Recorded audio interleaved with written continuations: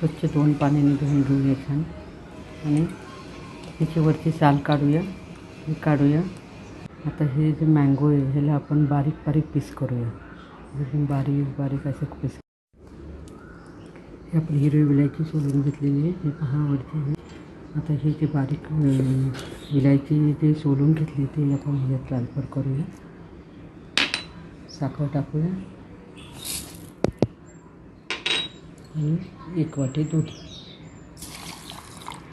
आणि आता आपण हे मिक्सरमधनं फिरवून घेऊया. आपण मिक्सरमध्ये फिरवून घेतलेलं आहे. हे पहा. आपण इथे थोडंसं दूध ॲड करू शकतो आणि हे आपण एका भांड्यामध्ये काढून घेऊया. मस्त झालं.